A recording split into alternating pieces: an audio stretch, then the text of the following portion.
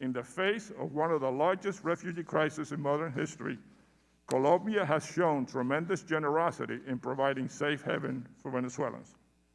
I urge other countries to follow Colombia's example and put an end to harmful policies like deporting Venezuelans back into harm's way. I also urge Congress to urgently pass legislation to grant temporary protected status to Venezuelans fleeing the crisis. House Democrats did this in 2019, and I sincerely hope that all of my colleagues would join that effort this year to finally provide the relief that Venezuelans deserve. Ultimately, note that an end to the humanitarian crisis requires a political solution.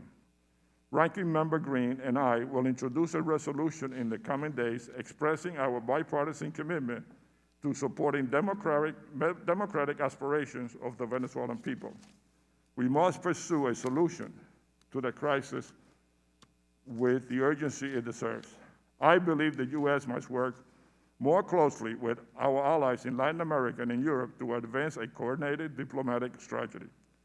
We shall also be much more assertive in calling out the regimes that are helping to keep Maduro in power, including Turkey, China, and Iran, and especially Cuba and Russia. I am confident that President Biden, who has demonstrated a lifelong commitment to Latin America, will bring the international community together behind the goal of pursuing a peaceful transition that swiftly leads to free and fair elections. I look forward to hearing from the experts with us today about what the U.S. Congress and the new administration can do in close coordination with our allies to help the Venezuelan people in reclaiming their democracy.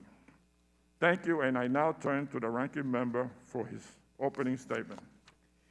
Thank you, Chairman Cyrus, for holding this hearing on the ongoing crisis in Venezuela. It's an honor to serve as the new ranking member of this subcommittee, and I look forward to working closely with you, Mr. Chairman, on the various issues. And I do believe that when we met the other day, we realized you and I have a lot more overlap in the way we think than the traditional right-left side of the aisle. So I think we're going to have a great time standing up for the people in this hemisphere. Today we're discussing the political and humanitarian crisis caused by the illegitimate Maduro regime that has left a once prosperous country in political and economic shambles. The regime's socialist policies and endemic corruption have resulted in years of economic freefall, hyperinflation, and shortages in basic goods. Venezuela has a poverty rate of 96% that has driven almost 6 million of its citizens to seek a better life in other regions. This migration crisis has strained the resources of neighboring countries in the region, including Colombia, our closest regional partner impacted by the Venezuelan crisis. In addition to the economic crisis, the Maduro regime is among the world's worst violators of human rights, including recent accusations of crimes against humanity by the UN's fact-finding mission. According to local human rights group Foro Penal, there are currently close to 330 political prisoners in Venezuela, not including the illegal detention of 6 American Citgo executives held on false charges and without due process. But the regime cannot carry out these atrocities alone.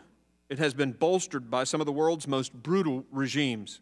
The communist regime in Cuba has successfully exported its oppressive system to Venezuela and directly supports the Maduro regime's oppressive tactics and human rights abuses. Further, the Chinese Communist Party has provided billions in loans to the regime and was recently found to be sharing technology used to surveil political opposition figures. The Maduro regime has also strengthened ties with Russia, which has provided military equipment, and Iran, which has joined Russia in helping the Maduro regime avoid U.S. oil sanctions. The regime has also built ties with the region's non-state criminal actors, including FARC and ELN, U.S.-designated criminal groups who are allowed free rein in Venezuela to carry out narco-trafficking, illegal mining, and other illicit activities. I applaud the Trump administration for leading international recognition of the interim President Juan Guaido and for holding the Maduro regime accountable by imposing tough and necessary sanctions on Venezuela's state oil company and individuals accused of corruption and human rights abuses. Some claim that U.S. sanctions are to blame for the country's economic crisis. But I want to be very clear today. The Maduro regime alone is responsible for the crisis and for blocking humanitarian assistance from entering Venezuela. I applaud the European Union for recent sanctioning 19 Maduro regime officials, and I strongly condemn the Maduro regime's expulsion of their ambassador in retaliation. The United States has also led humanitarian efforts by donating more than $1.2 billion in assistance to Venezuela and its neighbors in the region to address this humanitarian crisis. And while the United States is proud to lead, I urge the rest of the international community to join us in this effort. I also applaud the brave efforts of the interim government and the democratic opposition, which has withstood violent oppression and has been illegally removed from the rightful posts in the National Assembly through Maduro regime's illegitimate elections. These brave men and women deserve our support as they seek freedom for the Venezuelan people. Additionally, I was pleased to hear that the Biden administration will continue to recognize President Guaido as the legitimate leader of Venezuela, and while I believe there is a role for multilateralism in addressing the crisis, the United States must continue to lead these efforts. The Maduro regime's continued subversion of democratic institutions, human rights abuses, and criminal activities demonstrate their unwillingness to reform. I believe that dialogue with this criminal regime cannot be possible without a clear demonstration that they are willing to negotiate in good faith. The United States Congress and this committee will play a critical role in overseeing U.S. policy in Venezuela and ensuring that we have a comprehensive strategy that will lead to a peaceful, democratic transition for the Venezuelan people. The crisis in Venezuela does not only impact our neighbors in South America, it threatens United States national security, and we cannot afford to allow it to worsen. I look forward to the testimonies of our witnesses today, and Mr. Chairman, working with you, and I yield back. Thank you very much, Ranking Member Green. I will now introduce Mr. Feliciano Reyna. He is the founder and executive president of Acción Solidaria, an organization that has worked since 1995 to combat HIV/AIDS epidemic. Between 2005 and 2012, he also was president of Synergia, the Venezuelan Association of Civil Society Organizations. Mr. Reyna has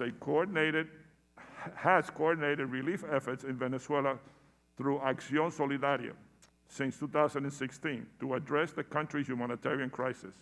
He is also a board member of the International Center for Nonprofit Law. Mr. Reyna holds a Bachelor of Architecture from Cornell University. Mr. Reyna, welcome. We welcome you to the hearing. We will then hear. Thank you very much. Sorry. We will then hear from Dr. Cynthia J. Arnson. She is the director of the Wilson Center's Latin American program, a leading expert on Latin America and the Caribbean. She has testified numerous times before the House and the Senate, and has written many publications on the region, particularly on U.S. policy towards Latin America. She also served as a former foreign policy aide in Congress. Dr. Arnson holds a Ph.D. from Johns Hopkins University. Dr. Arnson, thank you for joining us today.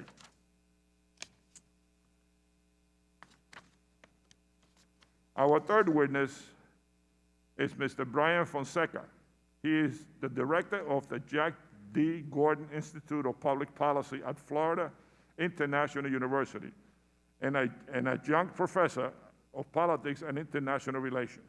Mr. Fonseca is an expert on U.S. national security and has written publications focused on Russian and Chinese engagement in Latin America and Russian-Venezuelan relations. He holds a degree in international business and international relations from Florida International University and attended Sichuan University in Chengdu, China, and the National Defense University in Washington. Mr. Fonseca, we welcome you to the hearing. Finally, we will hear from Dr. Ryan Burke, He is a research fellow at the American Enterprise Institute. His research focuses on Latin American and specifically U.S. foreign policy, national security and development issues, and the region's transnational organized crime and narco-trafficking. Previously, he served as a research consultant at the World Bank, a Fulbright Scholar in Brazil, and a visiting doctorate fellow at the Graduate Institute of International and Development Studies in Geneva, Switzerland. Dr. Berg obtained a Ph.D. in political science from the University of Oxford. Dr. Berg, thank you for joining us today. I ask the witnesses to please limit your testimony to 5 minutes, and without objection, your prepared statements will be made part of the record. Mr. Reyna, you are recognized for your testimony.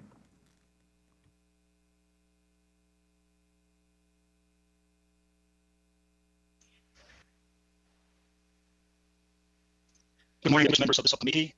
As a Venezuelan implementing a humanitarian action program in Venezuela, I really appreciate your invitation to address this subcommittee today. Since late 2015, Venezuela's complex humanitarian emergency has caused deprivations on the people's rights to health, food, education, livelihoods, and access to basic services, such as water and electricity. Human insecurity has forced millions to flee, unable to cope with such daily struggles here at home. Understanding the nature and broad dimension of the humanitarian emergency and its effects in widespread loss of life and human suffering continues to be necessary to properly address it, finding the means to work through the barriers imposed by the political conflict, which have been an obstacle to scaling up much needed humanitarian support. In this challenging environment, over 120 national and international NGOs have partnered with the UN system, and many others are coordinating independently to implement humanitarian programs all over the country. Venezuelan NGOs not only were the very first responders in early 2016, but have continued building capacities to prove a progressively increasing humanitarian response. Despite fear of politicization of aid delivery among donor countries, the United States continues to be the largest funder of the humanitarian response, with over 40% for 2020. However, even though Venezuela has the world's 4th largest food insecure population, it had the least financed 2020 humanitarian response plan among 34 countries in need. Despite having the world's 2nd largest migrant population, Venezuela's appeal for the regional migration response in 2020 was $1.4 billion, while Syria's was $6 billion. Regardless of challenges, there are opportunities for the United States to scale up humanitarian support. 1, promoting multilateral engagement among donor countries to address both the humanitarian emergency in Venezuela and the migrant response in the region. 2, increasing funding for local Venezuelan humanitarian and community-based organizations, allowing for longer-term funding, at least 2 years at a time, strengthening local capacities for future sustained development. 3, continuing to support initiatives such as the agreement reached between the Humanitarian Aid Commission of the 2015 National Assembly and the Venezuelan Health Department, as well as the COVAX initiative and the Humanitarian Response Plan 2021. 4, engaging multilaterally and creatively with key actors within the Maduro government to open the humanitarian space, expand humanitarian action, and protect humanitarian workers and organizations serving people in need. 5, revising general and secondary sanctions which have an impact on the Venezuelan population already severely affected by the humanitarian emergency. Licenses for oil for diesel swaps, for example, should be extended again. 6, adopting the TPS for Venezuelans, joining the recent approval by the Colombian government. These humane and rights-based initiatives could also become a framework for a coordinated regional response. Distinguished members of the subcommittee, humanitarian responses save lives and alleviate suffering, adhering to the do no harm principle. Finding a long-lasting, non-violent, democratic solution to Venezuela's political conflict will take time. Without such solution, the humanitarian emergency will continue to take its toll on the Venezuelan people, forcing many more to flee. However, we all have a moral obligation, as Chairman Cires said, to save lives today, to alleviate suffering today. We cannot wait to do so once the political conflict is solved. for it will not be solved for a while. Not for the millions in need inside Venezuela, not for those forced to migrate who also suffer along the way, not for the region, which will also continue to be impacted. To save lives and alleviate suffering today, and to continue contributing to a long-lasting, non-violent democratic solution to Venezuela's political conflict demands multilateral thinking and action by the international, political, diplomatic, human rights and humanitarian community, as well as engagement with those who control power today in Venezuela. Together with Venezuelan political party actors, multilateral thinking and action must include Venezuelan civil society organizations on the ground, which have proven to have the capacities, commitment, courage to generate solutions to the humanitarian emergency, create opportunities for sustained development, and continue advocating for human rights despite threats and risks. Thank you. Thank you, Mr. Reyna. Now we will hear from Dr. Arnson. I now turn to you for your testimony.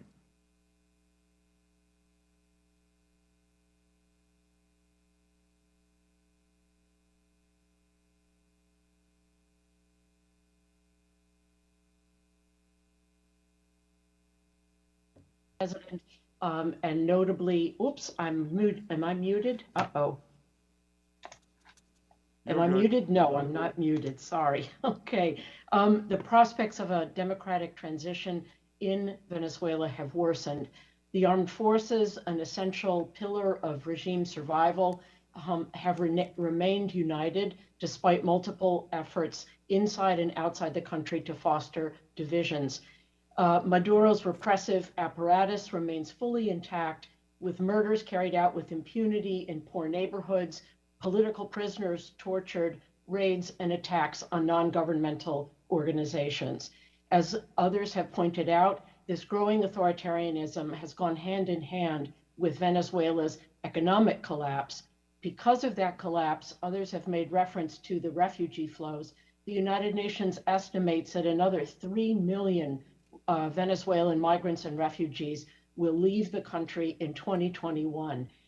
Countries in South America and the Caribbean are simply incapable of absorbing such large additional refugee populations, and the threats to social cohesion and political stability should not be taken lightly.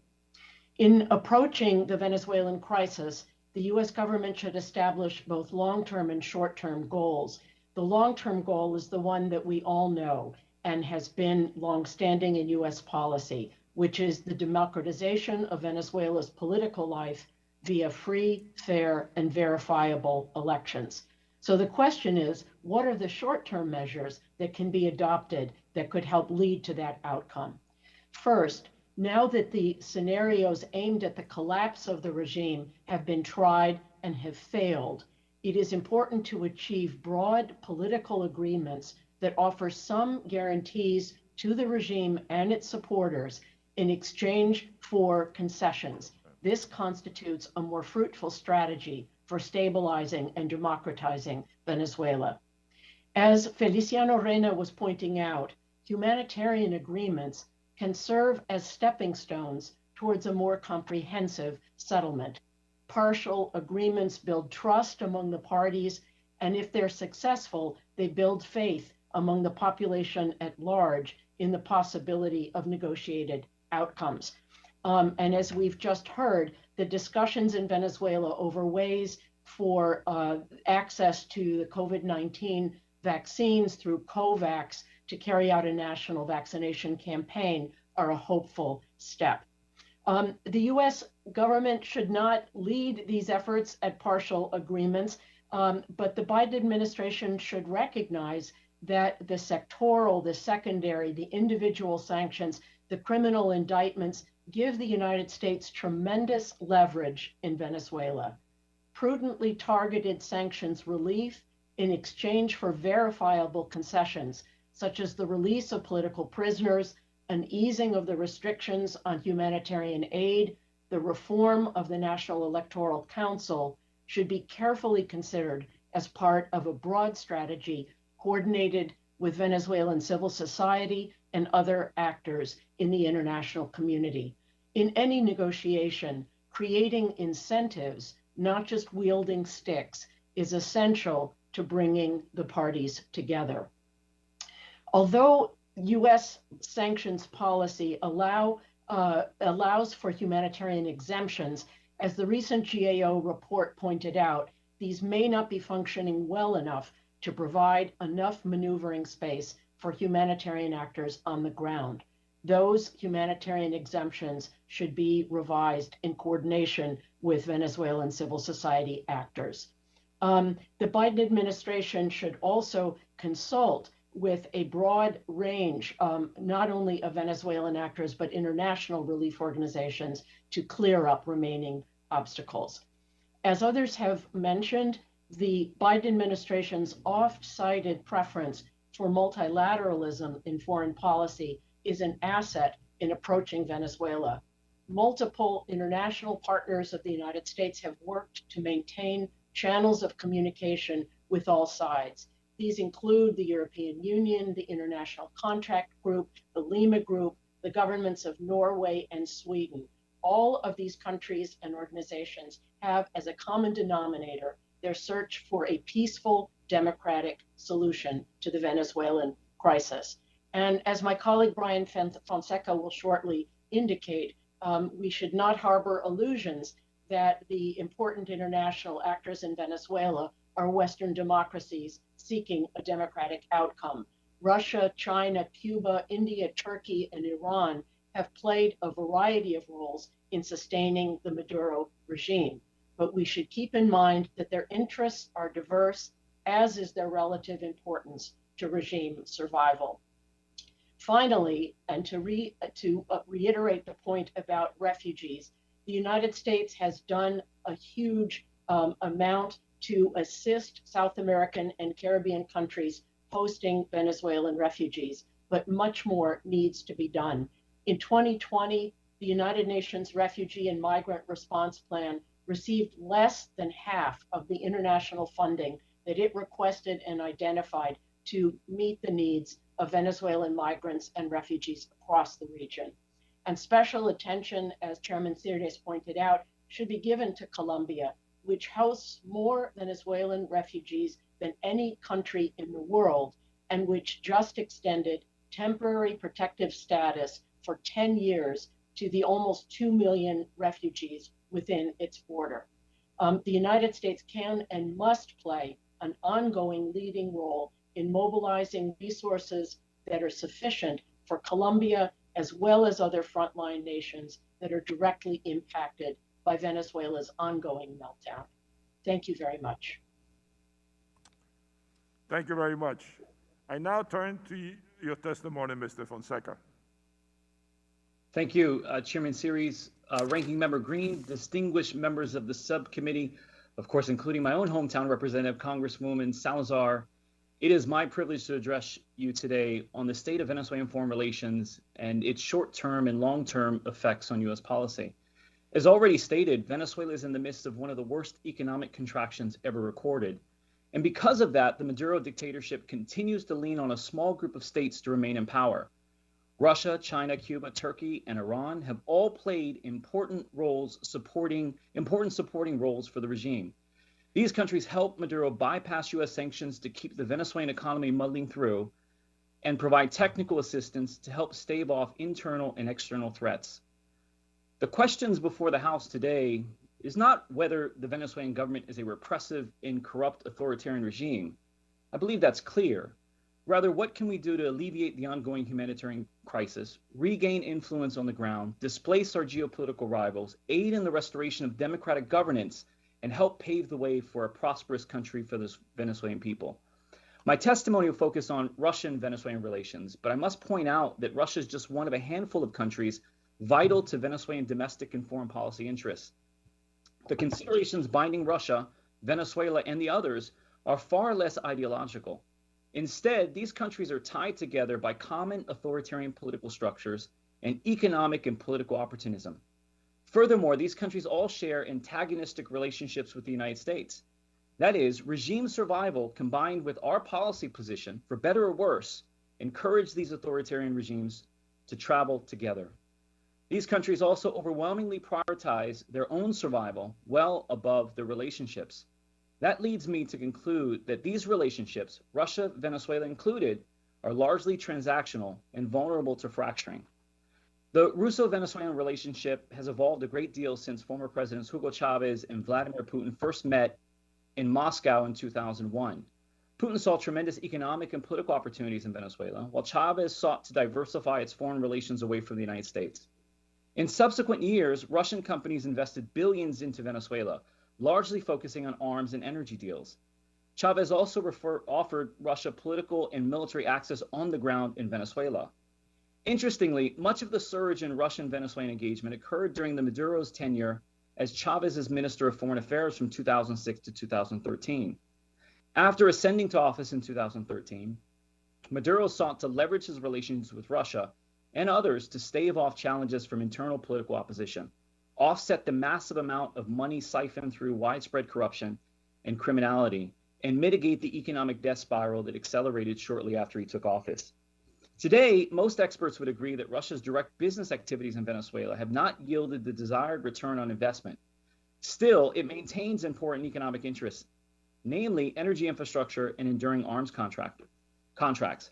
However, the lack of direct ROI has forced the Russians to focus more on the indirect economic benefits and extracting political and geopolitical value out of Venezuela, primarily maintaining a geostrategic footprint near the U.S., portraying Russia as a global power, unsettling American policymakers, undermining Western democratic values, and scoring political points at home for Putin.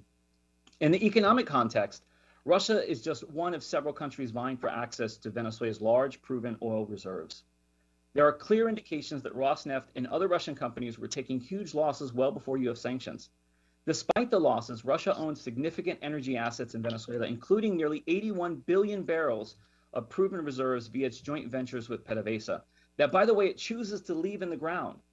One theory is that Russia is content with locking up Venezuelan oil in the ground and reducing global supply so that it can fetch a higher price for its own heavy crude on the global market. Russia exports roughly 9 to 10 million barrels of heavy crude per day. So a $5 increase in price per barrel would generate roughly an additional $50 million a day for Russian exporters. Thus, Russia may be deriving indirect economic benefits from a deteriorated Venezuelan oil industry made worse by U.S. sectoral sanctions. In 2020, Russia oil exports to the U.S. hit a 16-year high, solidifying its place as the second largest exporter of U.S. crude to the United States. Industry experts argue that the spike in Russian imports to the United States is driven in large part by U.S. sanctions against PDVSA. Oil and gas are not the only drivers of Russian economic interest in Venezuela. Military sales are also an important part of Russia's broader economic interests. Building on military sales, Russia has established important military-to-military relationships with Venezuela. Russia provides technical assistance and offers professional military education opportunities for in Russia for Venezuelan military personnel.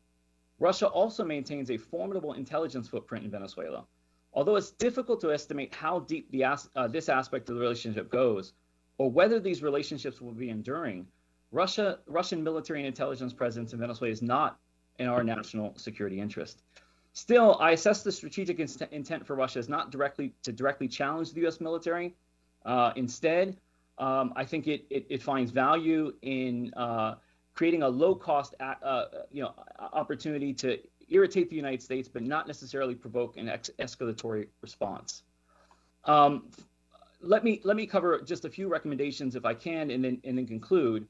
I mean, to be clear, there's no easy path to transition in Venezuela, and there are severe limitations to what the U.S. can do now. Still, I think there are meaningful actions that we should be thinking about as the continuation continues to evolve. First, we should reevaluate our sanctions and consider doubling down on targeted sanctions against individuals and reversing broader sanctions that may be hurting our national interests and the interests of the Venezuelan people. There is good reason to believe that some of our sanctions are undermining our long-term domestic and foreign policy objectives. Our sanctions should not exacerbate the ongoing crisis, erode American reputation, or work in the interests of our global rivals. Second, we must find ways to enclose the important pressure release valves, or else the sanctions will do little to affect change. If the dictatorship can leverage its allies and use illicit trafficking proceeds to subsidize its struggling Venezuelan economy, meaningful change will remain elusive. Third, we should consider reestablishing some diplomatic and economic access. I'm not suggesting we reestablish an embassy without evaluating important concessions, but we should look to regain some diplomatic footprint. We should also recreate space for the American private sector to outcompete Russia, China, and others taking advantage of the U.S. absence. There's certainly a clear preference for American businesses over Russia, China, Iran, and Turkey. Finally, we should consider bolstering the governance capacity and reassure our partners in the region, especially Venezuela's neighbors, Guyana, Colombia, and Peru, and consider working more closely with our international allies, especially the UK, France, and Canada, which all maintain diplomatic relations. The fact that this is among the first hearings of the 117th Congress and the first for this committee is a testament to the importance of Venezuela to the United States and our commitment to the Venezuelan people. As I said before this committee in 2019, nature abhors a vacuum. If we don't have a presence, then China, Russia, Iran, and others antithetical to our interest and the interests of the Venezuelan people will be more than happy to fill that void. Again, thank you for this amazing opportunity, and I look forward to your questions. Thank you. Dr. Berg, you are recognized for your testimony. Chairman Sears, Ranking Member Green, members of the subcommittee, thank you for the opportunity to testify on this timely topic today. Political and economic devastation wrought by the Maduro regime in Venezuela, Latin America's erstwhile wealthiest country, is truly unprecedented. The country has lost 20% of its pre-crisis population, 5 to 6 million refugees, a number that could rise to as many as 10 million by 2023, according to the International Monetary Fund. De facto President Nicolás Maduro presided over the largest economic decline outside of war in world history, and his regime is now considered criminalized or a mafia state. Venezuela's institutions are so thoroughly penetrated by corruption and criminal interests that senior leaders, including Maduro himself, are actively participating in transnational criminal enterprises. The Revolutionary Armed Forces of Colombia, or FARC, the National Liberation Army, or ELN, and Lebanese Hezbollah, all have received shelter and even material support from the Maduro regime.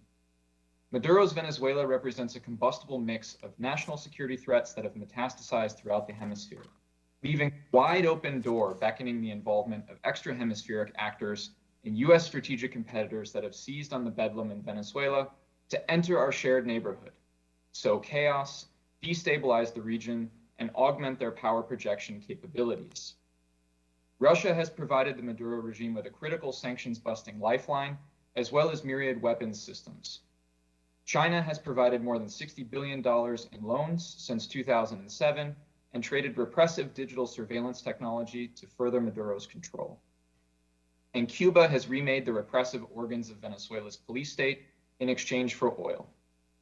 Perhaps the most concerning aspect of Venezuela's slide into chaos, however, are the bonds it has forged and solidified with Russia, China, and Cuba, in many cases turning transactional relationships into blossoming strategic partnerships, and even in some cases, outright dependencies.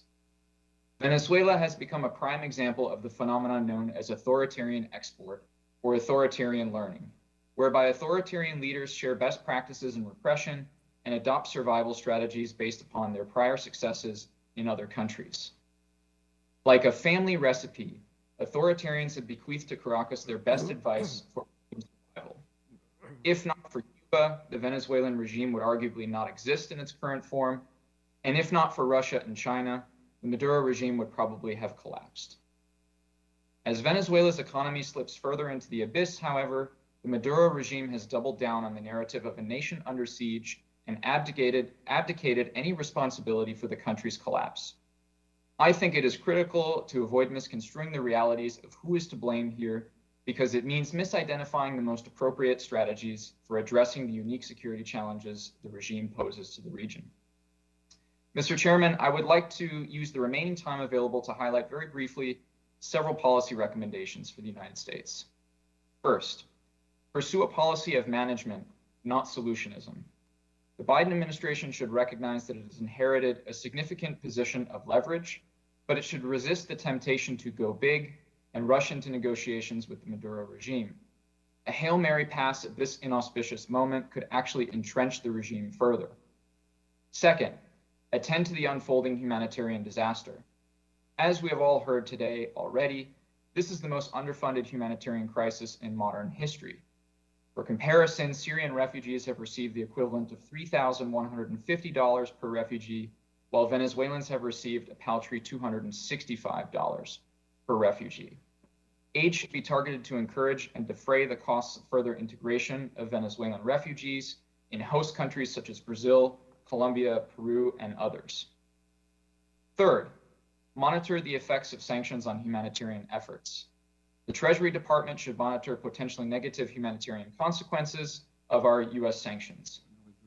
The U.S. should seek to ensure the reliability of the humanitarian exemptions that are built into our sanctions architecture, and fine-tuning sanctions should be the first impulse, rather than simply lifting them.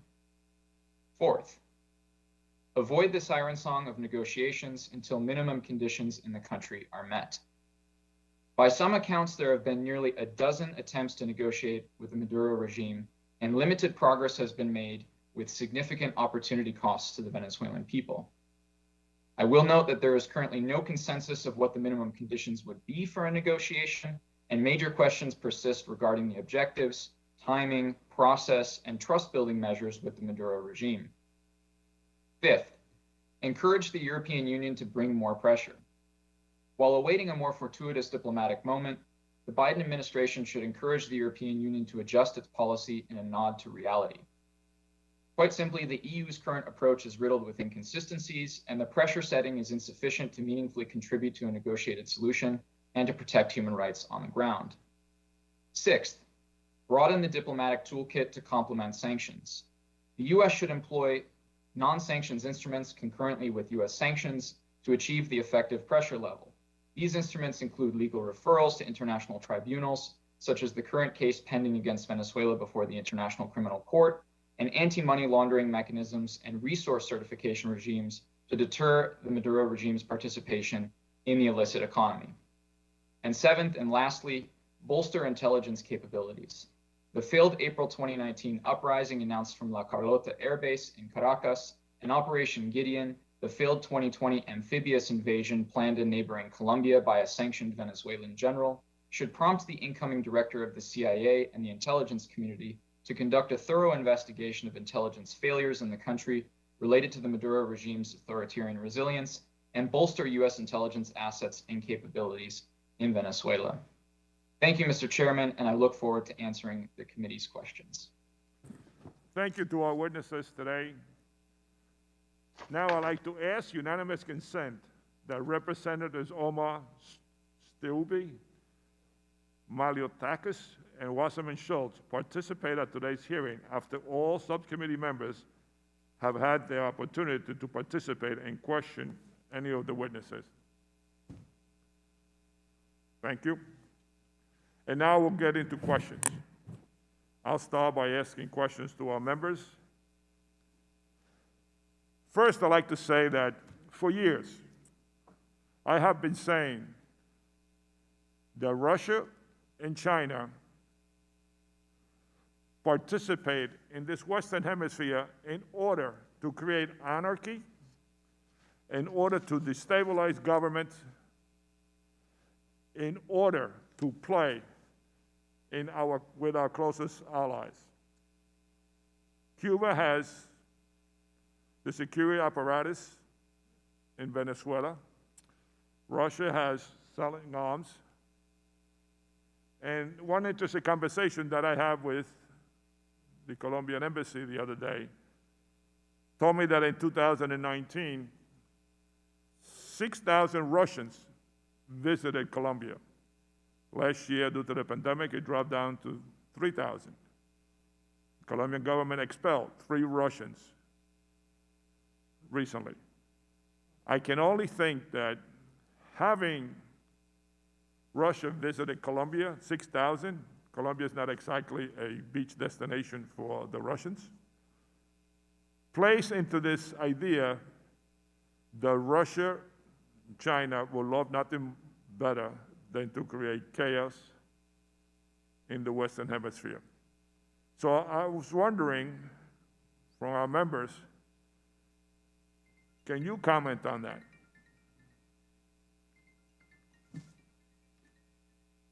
Anyone? Don't all answer at once, just one. Dr. Fonseca? Chairman, I apologize. I thought when you meant members that you were querying somebody else. No, I couldn't agree with you more. I absolutely think one of the primary objectives of certainly of Russia is to continue to sort of poke a finger in the eye of the United States. Keep in mind that, as I mentioned, I think they find it incredibly valuable to have a geostrategic footprint near the U.S. And I think that's one of it. And oftentimes that sort of this idea of reciprocity gets thrown into the discussion among experts that look specifically at Russian engagement in Venezuela, because oftentimes that reciprocity sort of pathways back to the pronounced U.S. footprint in Eastern Europe.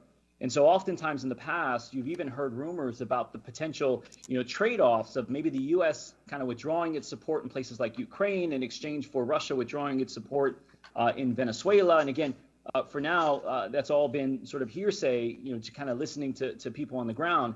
But there's no doubt that in the consciousness of Russia, having that geostrategic footprint is really vital, number one. Number two, I also think that, and this is inclusive of, by the way, that geostrategic footprint is also inclusive of China. Of course, the United States has a tremendous footprint in Asia, notwithstanding our support to Taiwan, our military access in South Korea, Japan, and broader sort of Southeast Asia, U.S. influence. But that's number one. So geostrategic value, having close proximity to the United States. Number two, they both have having a tremendous interest in undermining sort of Western liberal order, undermining democratic institutions around the world, and trying to strategically create space to sort of embrace, their authoritarian political models. I think that sort of lends itself to destabilizing democracies around the region. And we've seen at times in the past Russia leveraging information operations and other sophisticated technology means to be disruptive and impact sort of the political stability of partners across the hemisphere. So, Chairman, I couldn't agree with you more. I think China and Russia absolutely are intent on disrupting and undermining U.S. policy. Thank you. I also think that we just don't pay enough attention to the Western Hemisphere.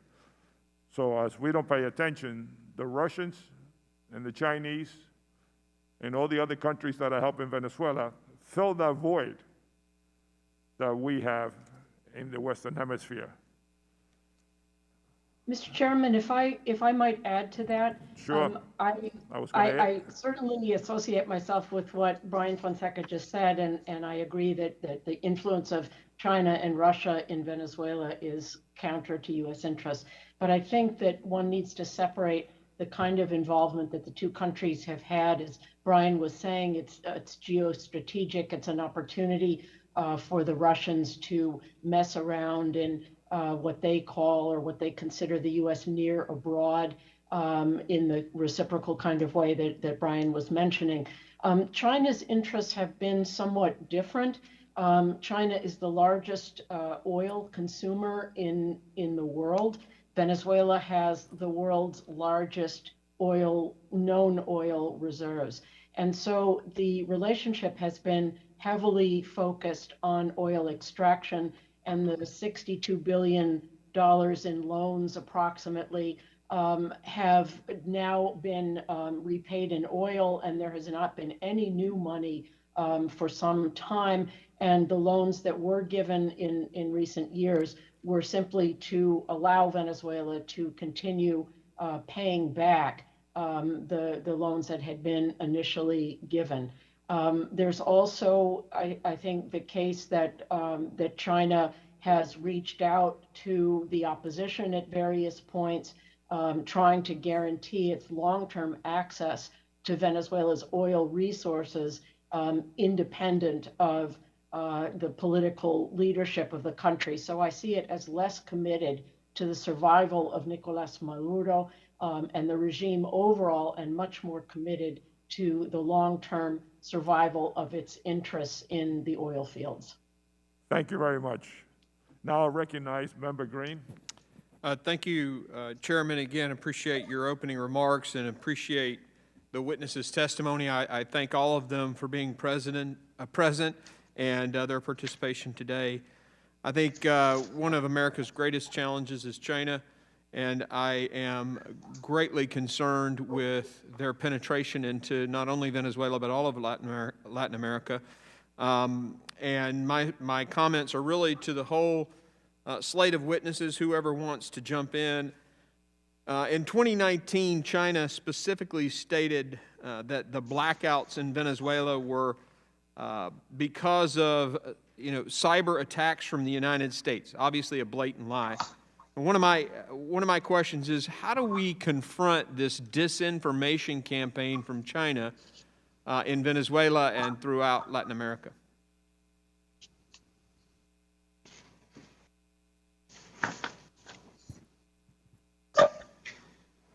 Let me jump in on this here, Ranking Member Green.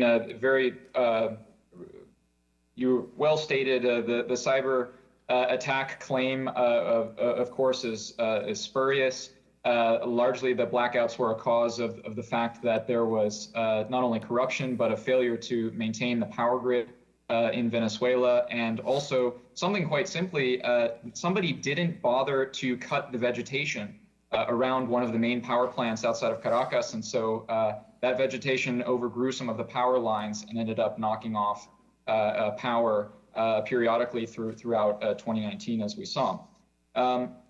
This is an incredibly important question in terms of the disinformation environment. It's not just China, it's also Russia, it's also Cuba participating as well. And I think in this sense, the United States can do its best to try to get reliable information to Venezuelans on the ground, to members of the opposition, in especially critical periods of time. We've seen the internet knocked off grid in really important periods of time around protests, around street pressure, around moments in time when the regime felt like it was quite vulnerable. And so this is one of those areas that kind of flies below the radar, but is quite important in terms of our ability to help the opposition on the ground. Given the lack of political space in the country to organize, the reliable presence of the internet is absolutely critical.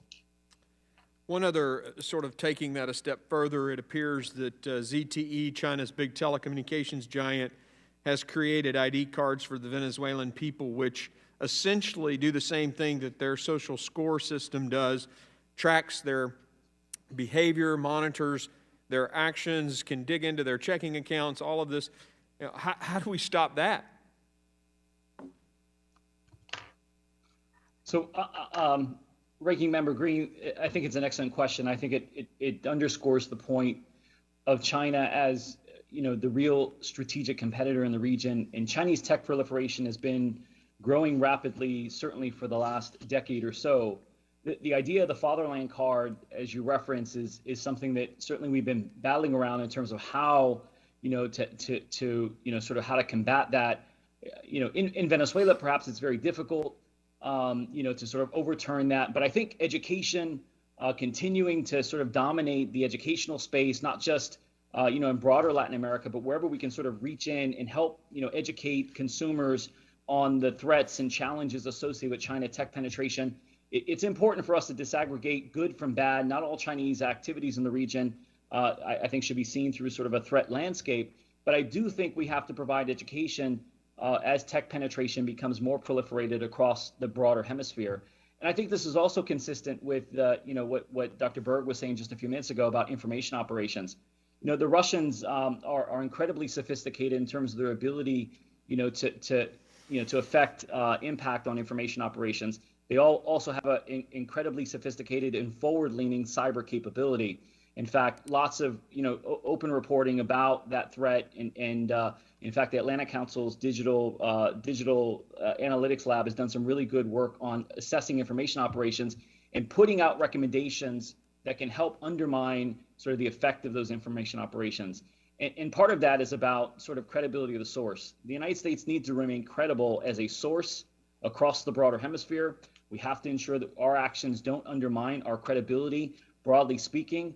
And I think we need to continue to point out and attack the credibility of, of Russia.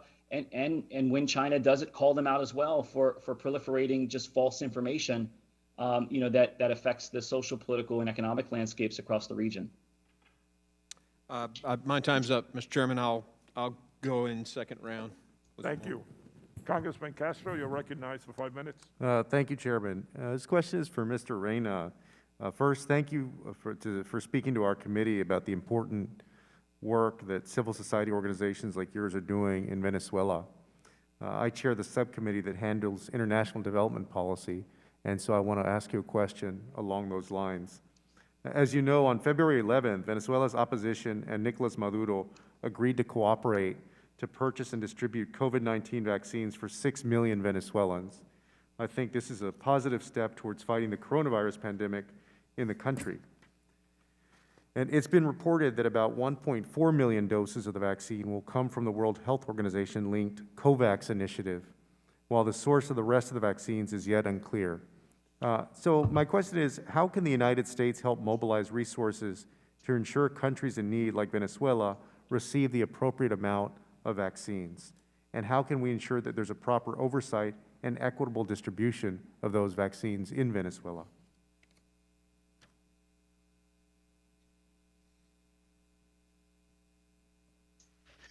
Thank you very much for your question. I think this is really important. One way in which it is possible to continue providing support in regards to health and with vaccination particularly is to support these efforts that the Humanitarian Aid Commission of the 2015 National Assembly has been carrying on, and also being able to work with the Pan American Health Organization, as well as with the Health Department of Venezuela.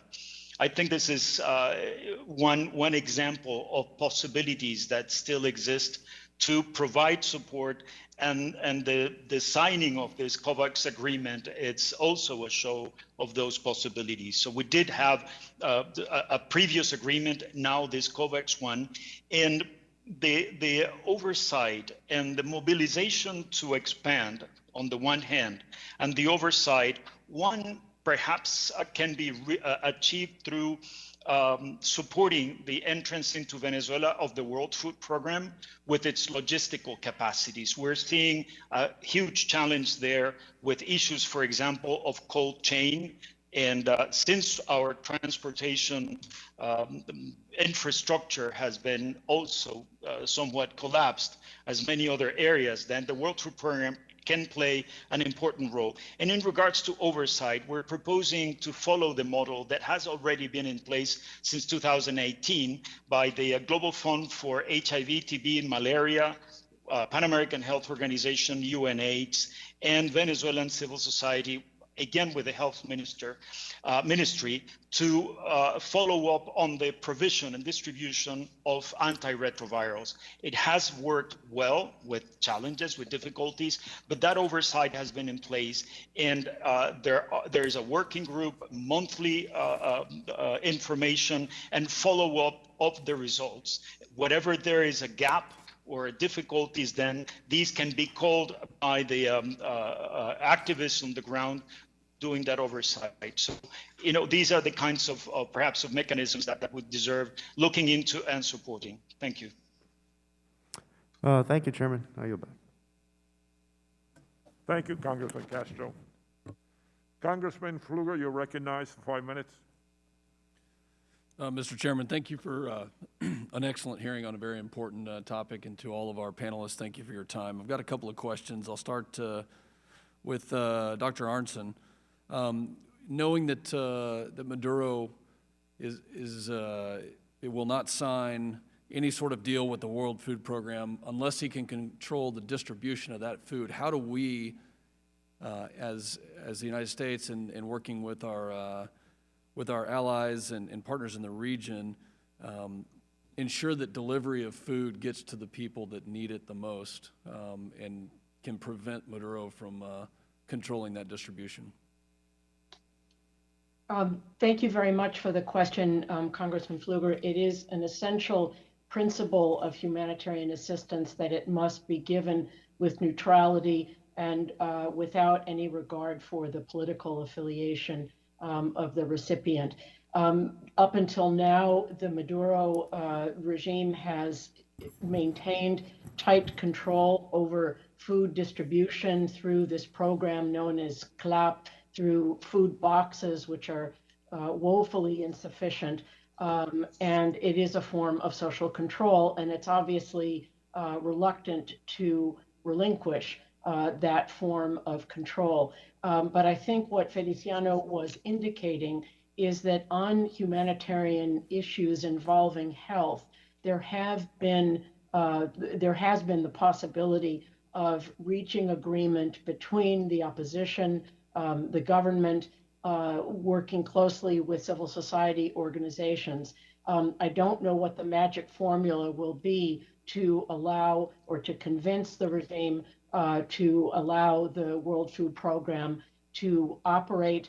I suggested in my testimony that there might be some consideration given to relaxing U.S. secondary sanctions that would permit the import of fuel, gasoline, and diesel, which are in short supply. I know that that is a controversial recommendation, that we should not have to offer anything to Nicolas Maduro to get him to allow the international community to feed starving people. I mean, we're talking about, at a minimum, 9 million Venezuelans who are either severely food insecure or moderately food insecure, and that's the assessment of the World Food Program itself in 2020. So I think that these humanitarian agreements that have been reached over COVAX, the kind of things with antiretrovirals that Feliciano was mentioning, provide a kernel of hope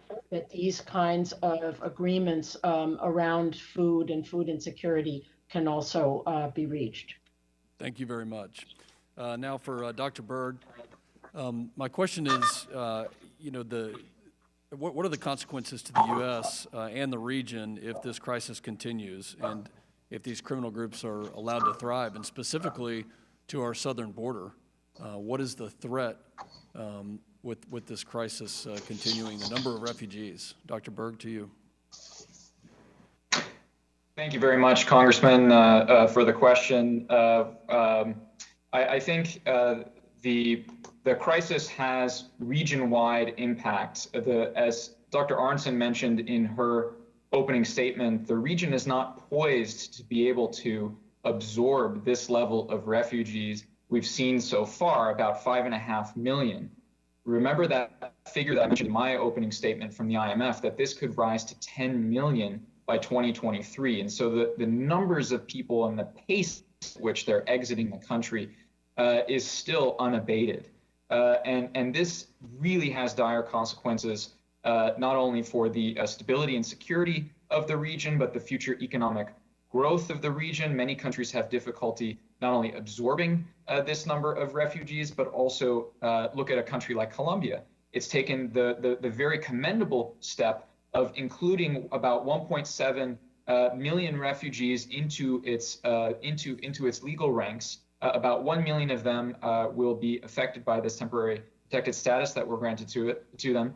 But that is going to be a Herculean undertaking, which the United States can help with, because many of us don't believe that countries in the region have the capability to absorb these types of numbers on the bureaucratic level, on the economic level, and the political level. There are political ramifications here as well. We've seen in some places, despite the fact that the region has had a pretty welcoming stance, rise in xenophobia. I mentioned Colombia before. I looked at a poll the other day that said a clear majority of Colombians were actually against the move by Ivan Duque to allow temporary protected status for Venezuelans in the country. So the regional cohesion here is at stake as well. And the last thing that you mentioned is migratory crisis that could push north to our borders. Again, we've seen a lot of refugees in South America.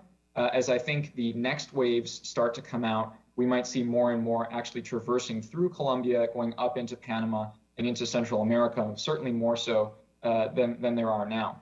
And if lastly, Congressman, I can just go back to the question that Dr. Arnson answered previously about the neutrality principle in humanitarianism. Obviously, it's absolutely critical. I think that there's one cautionary tale here, and that is the agreement that was signed last summer to bring in personal protective equipment and COVID PCR tests, which were very quickly sort of confiscated by the Maduro regime. They were not actually spread around the country in the way that the agreement stipulated, and the opposition since has been crying foul about it. But with the regime in control of those resources, there's not much that we can do at this point.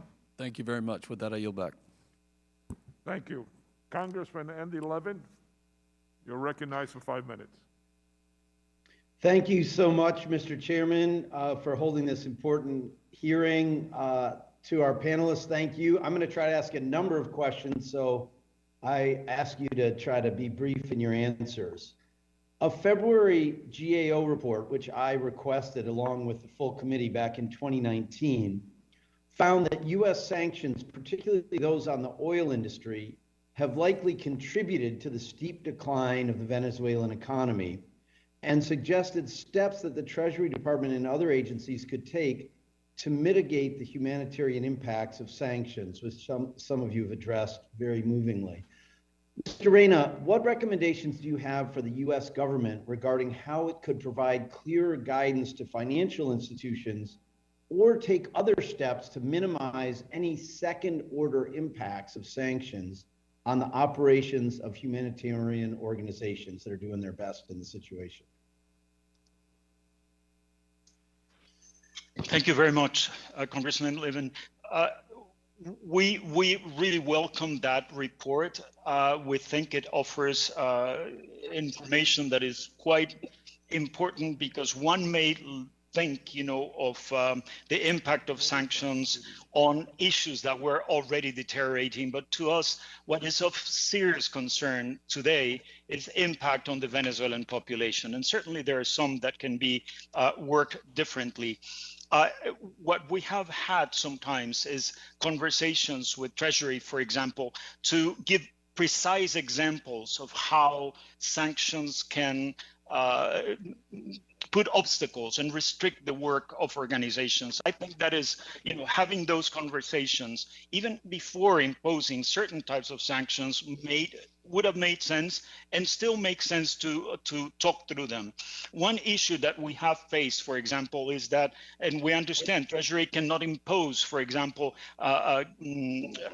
let's say, issues on operations on the banking system, let's say, but they can offer certainly a more decisive kind of advice in order for the system not to prevent us from carrying on our humanitarian work, our accompanying, for example, victims of situations of lack of access to food or health. So I think this requires perhaps sitting down, looking at particular issues and seeing how to solve them. Licenses, for example, when we were looking at them, they might take from 18 months to 24 months to get. So again, it's not easy to even having license to get them for organizations such as ours here on the ground. So Okay. I thank you for your concerns. And Yeah, yes. thanks. I tell you what, we'll be a partner with you in trying to work with the administration to help you do your work, basically. It's so important. Thank you. Yeah, the Trump administration's strategy towards Venezuela relied on maximum pressure, betting that sanctions would lead to a quick transition to democracy. But here in March of 2021, Maduro's grip on power appears stronger than at any point since 2019. It seems that in order to work towards a democratic transition, the U.S. will need a longer-term strategy. Dr. Arnson, it's good to see an old friend. Given reports that the Biden administration is reviewing its sanctions policy in many parts of the world, can you talk specifically about sanctions you think should be reassessed or revised, or how should we look at this in more detail than you may have gone into earlier? Sure. Well, I would say that it's certainly not in the cards for the United States to be unilaterally lifting certain sanctions. But as I said in my statement, they do convey enormous amounts of leverage. The question is how they can be used in a back and forth to require verifiable steps by the Maduro government in exchange for certain forms of sanctions relief. Now that implies that the government is actually interested in that kind of sanctions relief. It may be the case that they're more interested in the lifting of criminal indictments or the lifting of these individual sanctions that have frozen bank accounts and prohibited them from traveling to the United States in the case of the EU, to the European Union. But I think it's very positive that there is a recognition at this point that the campaign of maximum pressure actually did not achieve either the democratic opening or the regime collapse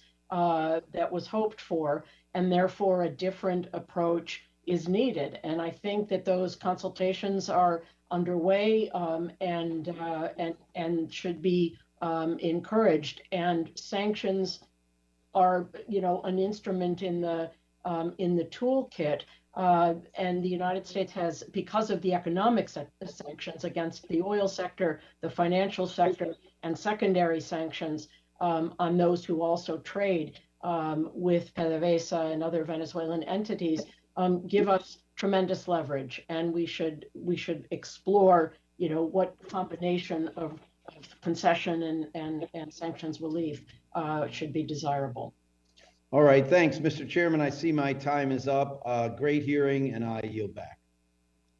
Thank you, Congressman. We now recognize Congresswoman Salazar from Florida for 5 minutes. Thank you, Chairman. Wonderful to be here and such an important topic for the Americas. And I thank the witnesses for their time and their expertise, specifically Dr. Fonseca, who is one of the most prominent scholars in my district. So wonderful to have you here. I have a different type of questioning, and I would like to start with Dr. Fonseca, just to take this to a more basic or granular topic where reality is more crude and it's more understood. So I'm going to do 10 questions, and I would like you to just answer yes or no, if it's possible. Is it true that Venezuela went from being one of the richest countries in the hemisphere to one of the poorest? That is correct. Is it true that inflation right now is over 4,000%? That is correct. Is it true that the Venezuelans can only go to the supermarket a few days a week because there are no goods on the shelves? In most places, that's absolutely correct. And is it true that the average Venezuelan has lost more than 15 pounds in the last 20 years because of lack of food? That is also correct. Is it also true that Venezuela is empowering Hezbollah, the terrorist group, and that the United States has indicted members of the Venezuelan Congress? It's like if one of us would be participating or working with a terrorist group. Hezbollah, do we know who that person is or who that group is? Is that true?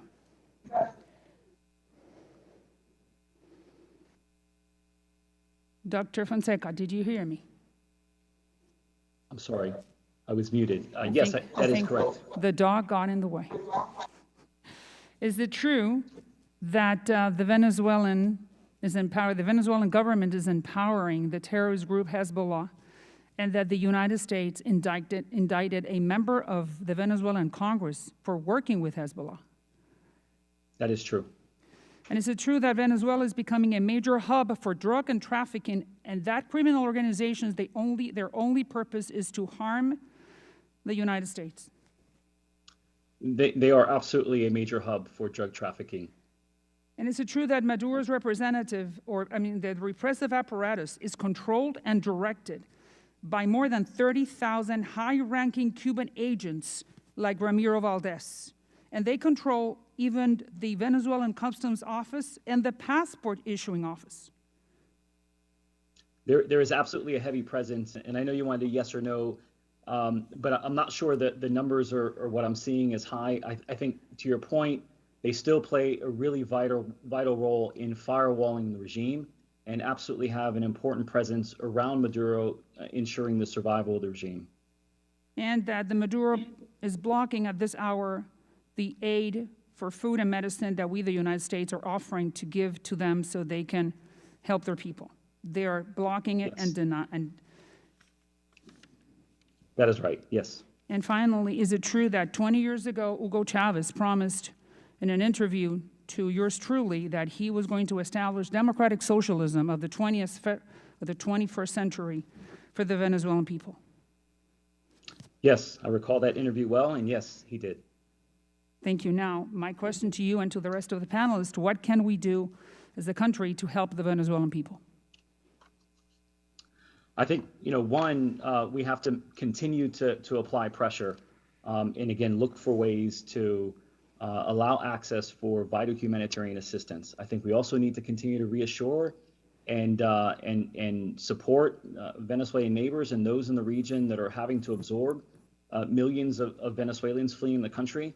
I think it should be noted that the millions of Venezuelans fleeing the country are another really important release valve that allow the regime to muddle through by having to, having fewer mouths to feed in the country with an economy that continues to sort of move in a death spiral. But there is one single thing that we could do as a country to help the Venezuelan people. What would that be?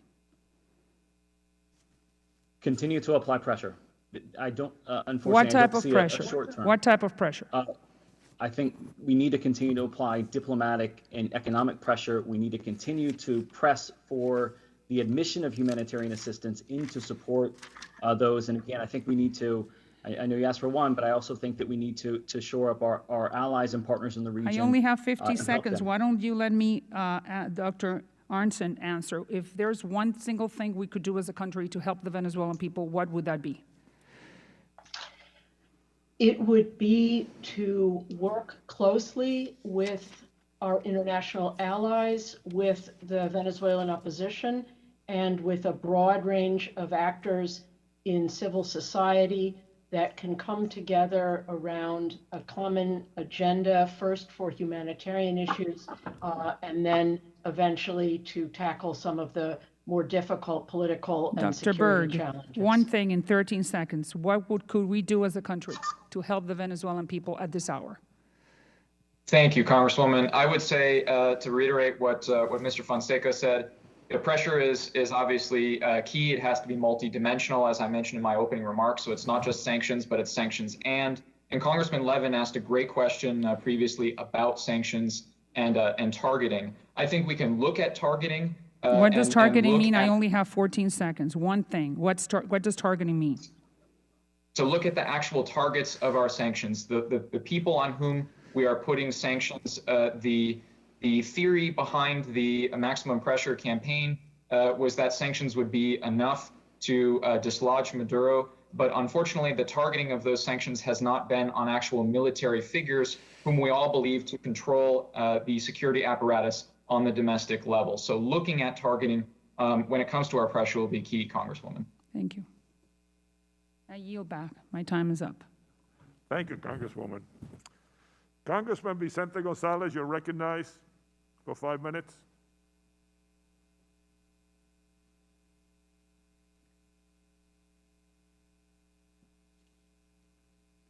Congressman Gonzalez, are you on?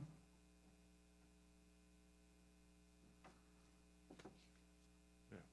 Congressman Vargas, are you on? You're recognized for 5 minutes. Yes, I am. Sorry. Thank you very much, Mr. Chairman. Can you hear me? This is Juan Vargas. Okay, Juan, you're on. Thank you. Thank you very much. First of all, Mr. Chairman, for having this hearing, and I also want to thank the ranking member and all of the witnesses. Two things jump out at me in this hearing. One, our failure with humanitarian aid. That seems to jump out when I hear statistics that Syrian refugees have received literally almost 10 times as much aid as have Venezuelan refugees. That's one. And second, our intelligence failures.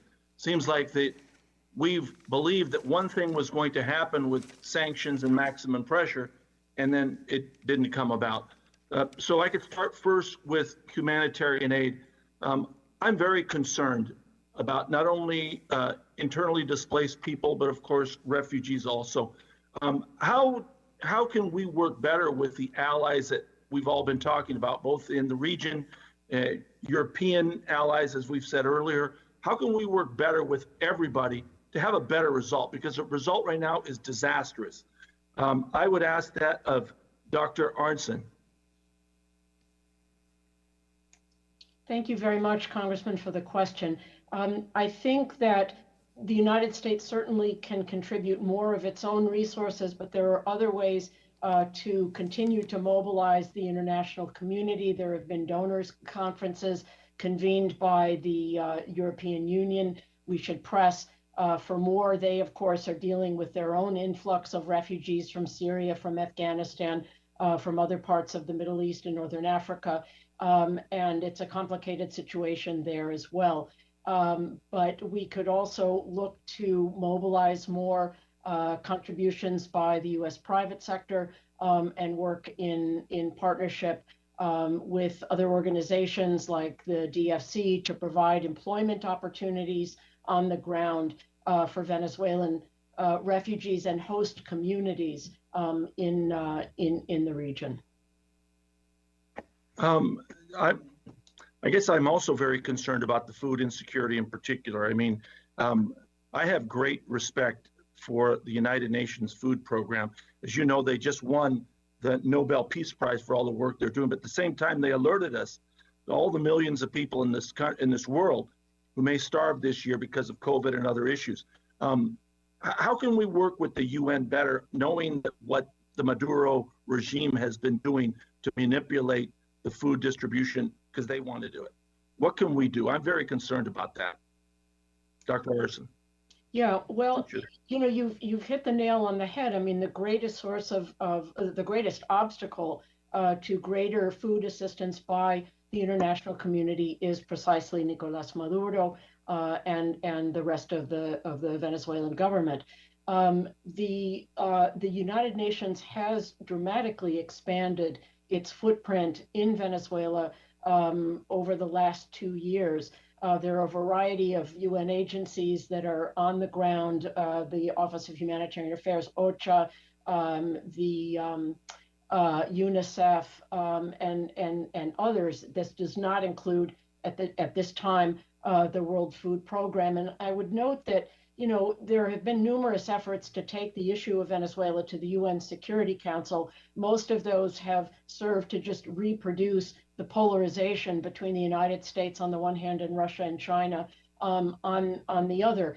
But in bringing the humanitarian issue to the Security Council, that did provide an opening, and there was agreement on providing this greater opening for UN agencies to have a presence. So the bottom line is, you know, how do you force people to do something that they don't want to do?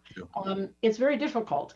And so the question is, can you offer them something which is not violating of your, you know, basic principles? Can you offer something in exchange? Right. If I could just interrupt the last few seconds that I have.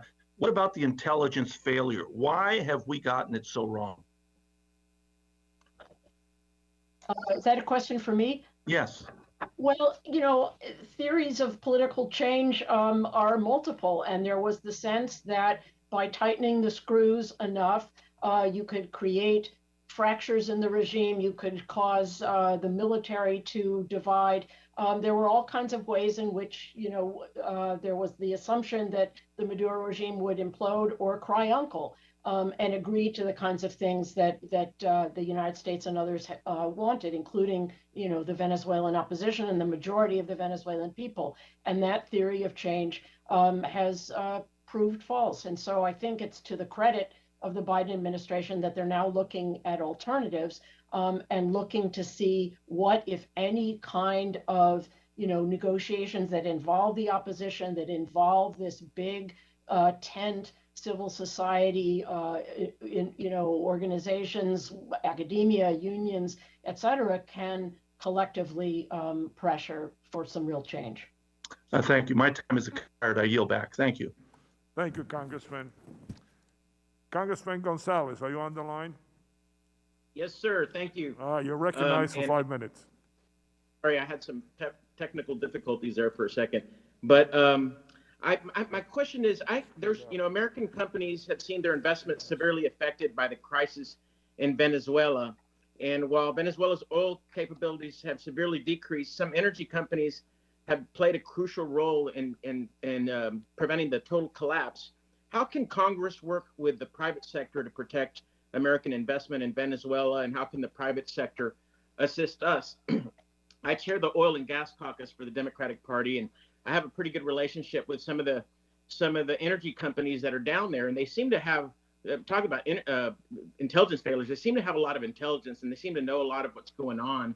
How could we better work together, or are we, and it just hasn't been working out, to both protect our energy investments in Venezuela, and how can they assist us in structuring policy? Congressman, if I can jump in on this one, it's a great question. So we have seen a lot of American corporation companies and American investment in Venezuela affected by the Maduro regime and its operations. I think you and I are both observing energy companies, for example, trying to operate under extremely difficult conditions, under conditions where they don't have proper partnership from PDVSA, with which they have to partner as a condition of being able to operate in the country. But there have been unique approaches by some American oil and gas companies to operate basically with the attempt of putting proceeds from those operations in, say, an escrow account or some way of sort of siphoning it off or kind of bracketing it off to the side and ensuring that a lot of the proceeds from that activity does not actually flow to the Maduro regime and what is word would be sort of funding that repressive security apparatus. And so there are creative ways in which we can think about keeping American investment there and keeping a footprint on the ground, as Mr. Fonseca said in his opening statement, while also ensuring that that money is not actually fueling and funding the repressive apparatus there. Congressman, can I make one brief addition? Again, I couldn't agree more with Dr. Berg, and I do think we need to create space for the American private sector to outcompete Russia, China, and others, and gain some access back on the ground. I can't underscore how important I think it is to unleash the American private sector and how that could provide consequential long-term influence in aid in ushering democratic transition at some point. The U.S. could consider the issuance of specific licenses to American companies that engage in sort of an oil for food, medicine, rather than the removal of sectoral sanctions in the near term. I think this would give the American private sector some access on the ground, as well as possibly help alleviate some of the humanitarian pressures. One of the things I'm most concerned about is the September 2020 anti-blockade law that was passed. I think Venezuela in the near term is going to be Maduro is going to be going through the process of privatizing, major Venezuelan assets. And I think, our adversaries are going to move in and try to consume those assets. And it might be very difficult to get them back at some point in the future, even if the hand or the pendulum swings back to the opposition. Could I just add to that? I mean, I think that what Brian Fonseca said earlier, that nature abhors a vacuum, is really true. And if U.S. companies, particularly in the oil sector and mostly in the oil sector, are prohibited from producing, even if those assets go into an escrow fund or some other mechanism that's verifiable that doesn't benefit the regime, they're going to be taken over. And, I think one of Maduro's survival strategies is going to be over this next year precisely to privatize PDVSA assets and other government assets and look for international companies to step in and run them and buy them. And we know exactly who who will be eager to acquire a greater share of the economic life of the country. Congressman, if I can just jump in here really quick and piggyback on what Dr. Arnson said. One thing that I think the regime is looking at here is that during this the political and economic crisis in the country, there are sort of three types of crudes within Venezuela: light, medium, and heavy. The heavy crude is largely produced in conjunction with private sector and with international companies, and that has been, if you look at the oil output in the country, some of the least affected as compared to medium and light crudes, which has been some of the most affected, and that is entirely basically produced by PDVSA, the state-owned oil company. So I think the regime is looking at this very clearly and saying, as Dr. Arnson mentioned and Dr. Fonseca and Mr. Fonseca, privatization might be the way to go here in terms of being able to increase productivity, because PDVSA is essentially beyond repair in terms of its ability to actually maintain rigs and to contribute to an uptick in oil production in the country. Thank you so much. I yield back. Thank you. We now recognize Congressman Stubbe from Florida for 5 minutes. Thank you, Mr. Chair. And first, I want to thank you for allowing members who aren't on the subcommittee to ask questions. I appreciate that greatly, as these issues affect the state of Florida that I represent in my district. My questions are directed to Mr. Berg. President Trump signed an order on his last full day in office, which defers deportation of some 145,000 Venezuelans for 18 months. Venezuelans who are eligible for deferral can continue to live and work in the United States, similar to those included under the TPS program. President Trump blamed the Venezuelan socialist government and President Maduro for, quote, the worst humanitarian crisis in the Western Hemisphere in recent memory. Secretary of State Blinken even called Maduro a brutal dictator. The shortage in basic goods and medicine has forced these Venezuelans to flee the country. As a member of the Florida delegation, I know there is a significant number of Venezuelans in my state. What do you think the Biden administration's plan should be regarding President Trump's order that he signed on his last day of office?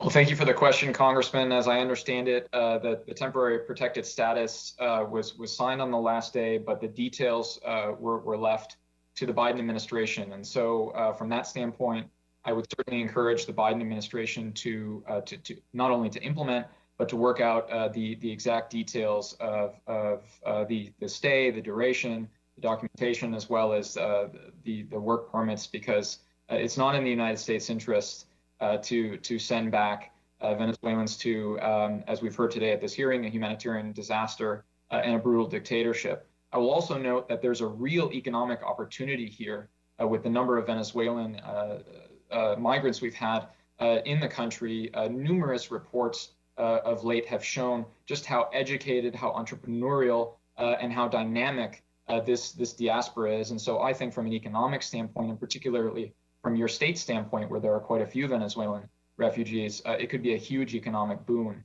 if done the right way. Well, Maduro has strengthened ties with, and it's been discussed already in this committee hearing, with Russia, China, Cuba, and Iran for political, economic, and military purposes. These malign external actors prop up the regime and perpetuate the ongoing humanitarian crisis despite U.S. sanctions. What steps can the international community take that complement or support U.S. efforts to counter support from these external actors to the regime? Congressman, I can take a shot at that if that's okay. I think that's absolutely right. I think one of the things the United States, needs to continue to place pressure and leverage our allies, multilateral organizations, to continue to pressure specifically China, Russia, Iran, Turkey, and Cuba for the activities they're doing on the ground to, keep the regime sort of muddling through, as well as, not sort of contributing positively to alleviating the humanitarian crisis. I think we definitely need to do that. And to sort of build off of a comment, that we made earlier, collectively, not having a presence on the ground allows our adversaries, our rivals, to certainly, run fairly rampant throughout the country. And so I think we need some presence back on the ground, not just from a sort of intel collection, but also to occupy influence space. What steps can the U.S. take to counter efforts from state actors like Iran and Russia to support the regime in evading U.S. sanctions, Mr. Berg? Great question, Congressman. I think one of the things that we've seen here is the regime's headlong push into the illicit economy, specifically as the sources of legal activity in the country have dried up. And so I've outlined a number of recommendations, both in my oral testimony, my written, as well as in other places, about certification regimes, for example, that we could seek when it comes to parts of the illicit economy, such as gold mining, which are very easily sort of brought into the legal economy through a number of maneuvers in countries like Colombia and in Brazil. And so those certification processes will be key. And a lot of it is just about pressure, as has been mentioned many times here, is that we have quite a bit of leverage, and we would be wise to use it for the right purposes here rather than squandering it. The Chinese Communist Party has helped the Maduro regime evade U.S. sanctions and is one of the regime's main financial backers, and has more recently delayed Maduro's debt repayment in exchange for shipments of oil.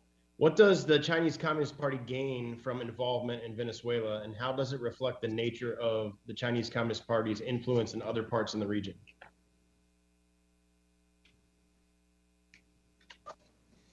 Congressman, I think that China's role in Venezuela, as Dr. Arnson mentioned earlier, it started sort of as a transactional economic sort of relationship, has now evolved into more of a geopolitical and possibly even strategic partnership. And so I know that there's been mention of the fact that there are no new loans that have been given to the country since about 2017. But the fact is, of the more than $60 billion in loans that were given since 2007, there's still a reasonable amount of that money that's outstanding. And so as long as China is carrying the burden, as long as Venezuela's debt remains in arrears, China in some senses is carrying the burden of this country's collapse. But nevertheless, I think for China, Venezuela at a standstill, and therefore as a major liability and potential strategic threat for the region, is actually to China's advantage in this broader geopolitical rivalry than a Venezuela working towards a democratic transition, possibly giving the United States an increased position or boost in the region. Thank you, Mr. Chairman. Thank you. We now recognize Congresswoman Omar from Minnesota for 5 minutes. Thank you, Chairman. Thank you for allowing me to come and be part of your committee. My colleague Salazar from Florida asked her questions to everyone except the panelist who lives in Venezuela. So Mr. Reyna, I would like to give you a chance to address her question.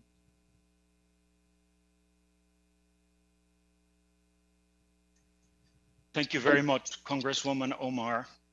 Perhaps not in just one issue. I have to say that aid has been coming in, not of course in the numbers that is needed, but just in our case, as a small organization on the ground, in 2 years we've brought in over 180 tons of aid and have distributed just last year 86 tons of aid in terms of medicines, medical supplies, and so on. My position here, my recommendation has been to engage, in spite of all the reservations, with some key actors within the Maduro government, as well as to continue working, for example, with the National Assembly of 2015's Commission on Humanitarian Aid to increase the number of aid, I mean, the amount of aid coming into the country. I think that if one looks at the humanitarian situation and humanitarian impact on the lives of everyday Venezuelans, this is a must. And so I thank you for this, but I do believe that it is possible. We have been able to do this in spite of challenges, risks, and threats, and even having some of our personnel and colleagues going through difficult, risky situations, but we're still here, and we believe that this is possible. And once again, that engagement, to me, requires flexibility and creativity, but it's a must if we want to help the Venezuelan people. Yeah. I am really grateful for the opportunity to hear directly from you. It hasn't been lost on me sitting here, hearing my colleagues engage on Venezuela and not having a single question addressed to you. So thank you so much. I'm hoping that you can expand on a couple of points from your testimony as you outlined the situation in Venezuela is dire. People are going without food and medicine. And obviously to many of us, we believe that we can't allow people to continue to suffer because of our own domestic policies. Can you tell us how your work has been impacted by the canceling of licenses for oil for diesel swaps, and what other sanctions are proving to be significant barriers to the humanitarian response? Thank you. There's one issue in particular that I think and that can be solved, I think, quickly, also as a show of good faith between both the U.S. administration, the Biden administration, and hopefully having bipartisan support, and the Maduro government. And this is lifting the sanctions on secondary, in the secondary sanctions on the swaps of oil for diesel. And this has quite an impact, again, on the population. The committee, the Human Rights Committee of one of the states of Venezuela, working with the Anti-Corruption Network, stated very recently, this was just last month, in February, Venezuela begins 2021 with a severe shortage of diesel, the fuel used to transport heavy cargo, foodstuffs for public transportation and thermoelectric plants. Essential groups report diesel distribution failures since the end of 2020. For the agricultural sector, this has brought paralysis on the field. And they go on with other issues regarding that. This in particular, I think it would be quite an important step to lift the sanctions on the oil for diesel swaps and open a conversation also in having the World Food Program coming into Venezuela with their capacities. Thank you. And then just my last question to you, again, grateful for the opportunity to ask these questions. How is the political stalemate between Maduro and Guaido impacting your ability to do your work and just the lives of Venezuelans, since you are the only Venezuelan on this panel? Thank you. I think that given the principles of humanitarian action, we have worked in our own space, let's say, even though we've had, of course, conversations, for example, again, with the Commission of Humanitarian Aid of the 2015 National Assembly, which is really important. I mean, if the aim is to help, it's to support the Venezuelan people suffering the consequences of the humanitarian emergency, that should be the consideration. So we have not been involved in the political conflict. It has to be solved. It needs to be addressed. Definitely, but certainly we can find ways to have sort of a two-track kind of work. And the one that goes towards supporting the Venezuelan people suffering severely the consequences of the emergency can be worked out again. And we've shown that as civil society organizations on the ground. Yeah, thank you. And Chairman, I yield back. Thank you, Congresswoman. Now we recognize Congresswoman Maliotakis. You're recognized for 5 minutes. Thank you, Mr. Chairman. I want to thank you for allowing me to participate in today's subcommittee meeting, and I really have found the exchange to be enlightening and a good discussion. For me, it's heartbreaking to see how the wealthiest country in South America has been destroyed by corruption and socialism. People, and let's make it clear, that the people of Venezuela suffer because of their own government, not for any other reason. And as a Cuban, the daughter of a Cuban refugee, it's all too familiar to me because it's very similar to what happened to my family. But we have an obligation as a leader of the free world to help the Venezuelan people. And I look forward to working with the people in this committee to achieve that. I was pleased when the Biden administration recognized Juan Guaido as the leader of the nation. But I am, I guess, a little upset about his announcement to re-enter the United Nations Human Rights Council without having any type of concessions. And as you know, last week at the first day of the session of the UN Human Rights Council, it was Nicolas Maduro who was given a platform to speak.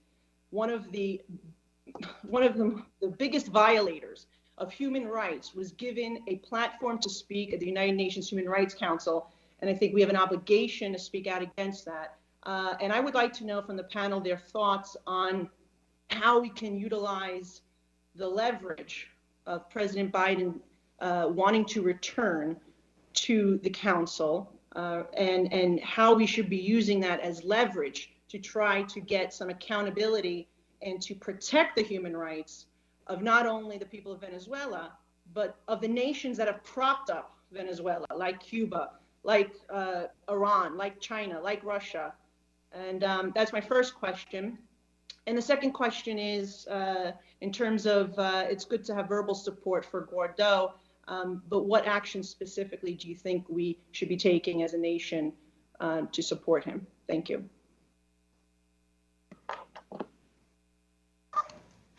If I can jump in on the UN Human Rights Council question, that would be great. Congresswoman, that's a great question.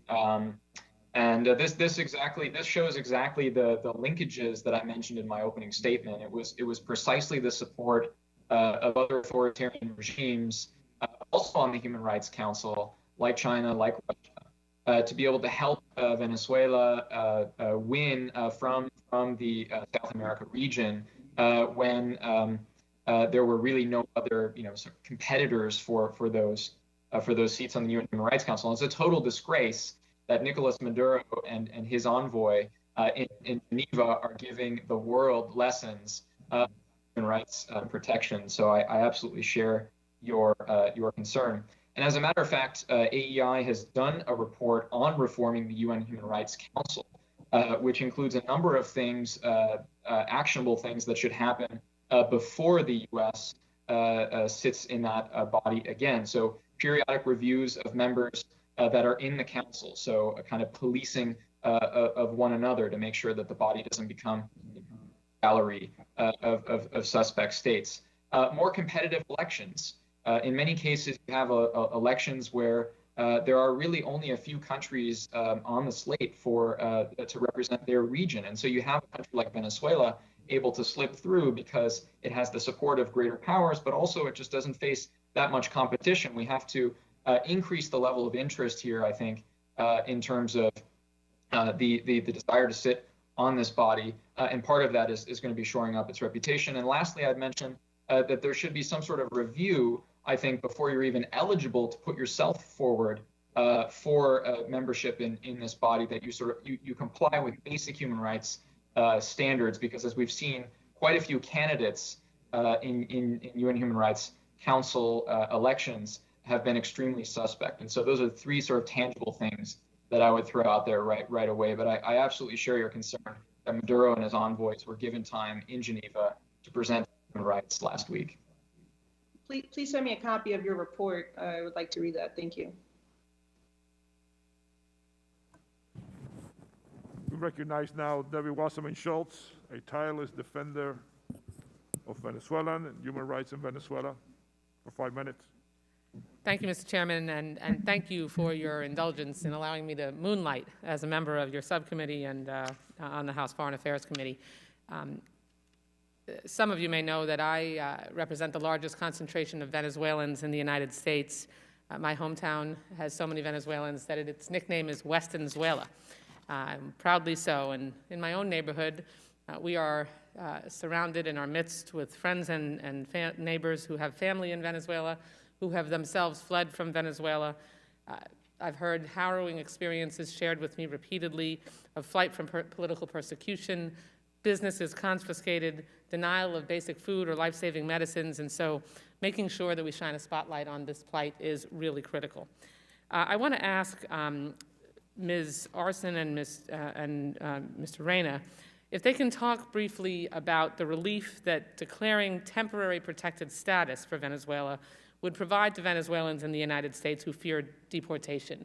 And specifically, if you could address why TPS, which is a legal protection that is based in statute, offers better protection than DED, which was haphazardly declared in the last 16 hours of the previous president's term, and making sure, from my perspective, I have been pleased to see that President Biden has clearly indicated his plans to declare TPS for Venezuelans, and if you could share with us your perspective on the difference and why TPS would be preferable.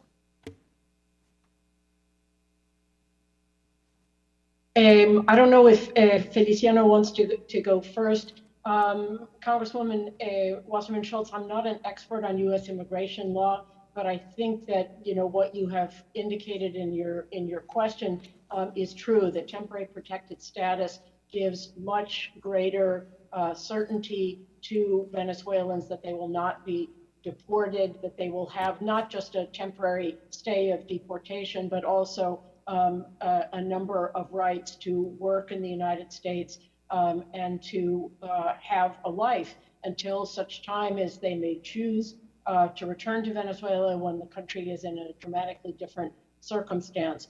The deferred deportation is exactly that. It says we won't deport you. But there are many other things that go with being able to survive and live a productive life in the United States. And I think that the Congress has on numerous occasions in a bipartisan way endorsed TPS for Venezuelans. And I would certainly support that and hope that the Biden administration will follow through on its commitment, which it made repeatedly during the campaign. Thank you. Mr. Reyna? Yes, thank you very much, Congresswoman. I agree with Cindy that any status that would grant more rights to people in the United States who have migrated forcefully from Venezuela and who, if coming back, would really face difficulties, it's the right way to go.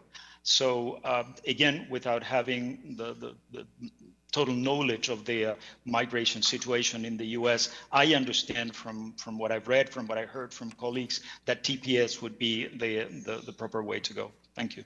Thank you. And Mr. Reyna, I know earlier you spoke about the need for the donor community to step up globally. I'm a member of the Appropriations Committee and, as I said, just moonlighting on the Foreign Affairs Committee today. But I'm curious about what more the United States should be doing.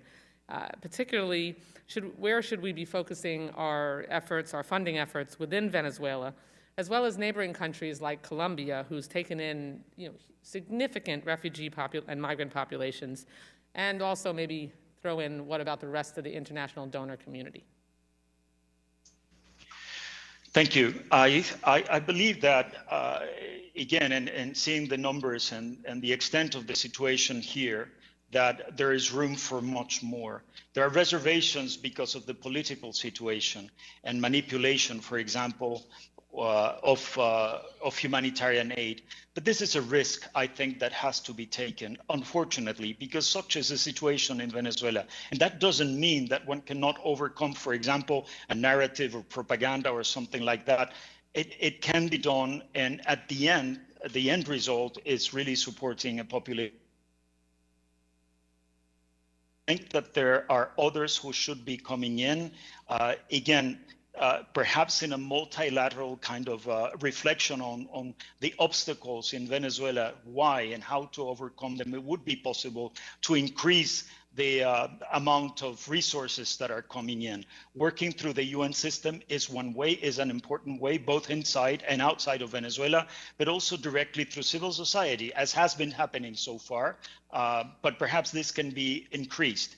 And so there are different ways in which I'm quite sure that international cooperation can be increased in the case of Venezuela. Again, looking at the numbers with other countries in need, it really doesn't make any sense to see why is it that Venezuela is not receiving all the funding that it should receive for humanitarian aid. Thank you. Thank you, Mr. Chairman. I yield back. Thank you, Congresswoman. We have votes at 12:15, so we're going to go another 10 minutes. The ranking member and I will have one more question. My question is to you, Mr. Reyna. Mr. Reyna, the reason you're a guest of our committee is because we recognize the work that you do inside of Venezuela. We recognize the risk that you take all the time. So as a recognition of your work and your effort, we want to make sure that we see your thoughts here today at this committee. I happen to have visited Cucuta, Mr. Reyna, a couple of years ago. I have never seen anything like it. People from Venezuela worked hours and hours just to get a meal. There had to be a line of about 5,000 people. There was a line for the bathroom of about 500,000 people alone. And there's a priest that, through volunteers, provides the meal for these people. I think that priest should be canonized, the way he has organized and helped those people in that area. I was just wondering if your organization is involved at all in trying to help this particular part of Colombia, Venezuela, at all. Are you involved, your organization or any of your members are involved? Thank you, Chairman Cires. We, as Acción Solidaria, we're not working on the border, but we are part of the community of humanitarian organizations on the ground. What you're describing really is, for us, this is sort of a daily happening, and it's something that takes our time fully in terms of, even today we're having about 80 people at our doors receiving medicines donated, and this goes to about 1,400 to 1,500 per month. But we do have a large network. Some of the organizations on the border towns are working with the UNHCR and others in order to provide support for the displaced, internally displaced, and then also working with others outside of Venezuela to provide support for refugees and migrants on the other side of the border. So, and again, I think I really appreciate that you took the time to go to Cucuta to speak to the people and to see what they're going through. And hopefully also, perhaps this will, as I was saying, will lead to an increase in support, not only for what the response is here in Venezuela, but also in the region. We do need that, and the organizations that are working outside in this platform called Response for Venezuelans would really appreciate such support. Thank you, Mr. Reyna. Now I recognize the ranking member. Thank you, Mr. Chairman, and I have heard throughout our discussion today something that made me think of a quote that I used to use when I was running my healthcare company. I used to tell my physician leaders that no one cares how much you know until they know how much you care.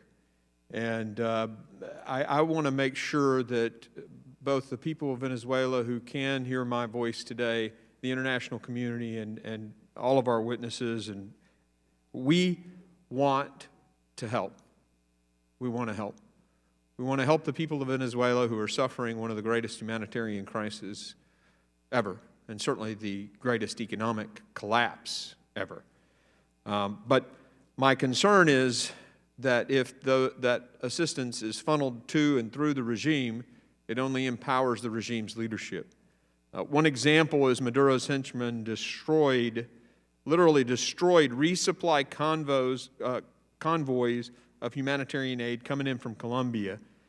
So my last and final question is, how effective would relaxing sanctions be if Maduro is just going to seize, destroy, or misuse that aid?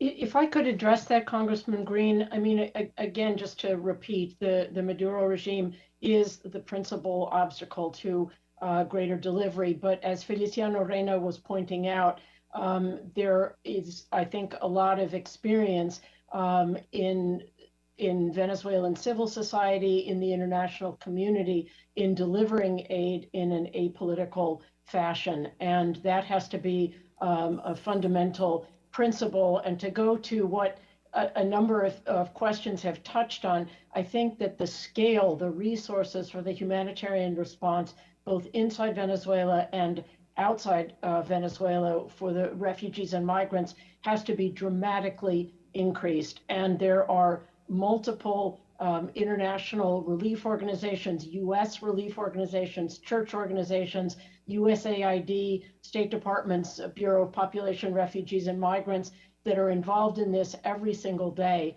And they just don't have enough. There's just not enough funding to go around. So I would encourage people as they look to what are next steps to help Venezuela to dramatically increase the amount of resources available. Yeah, and I was, in my preparations for today's committee hearing, surprised to see the delta between the aid to Syrian refugees and the aid to the Venezuelan refugees. And I agree with you that disparity, I mean, we have got to recruit international partners to this cause. But again, my great concern is whether it's an NGO or governmental assistance, it's got to get past Maduro to get to the people who need it. And I appreciate your thoughts and your comments. And Mr. Chairman, I yield. Thank you, Ranking Member. And thank you, thank you again to our witnesses and the members for their participation in this important hearing today.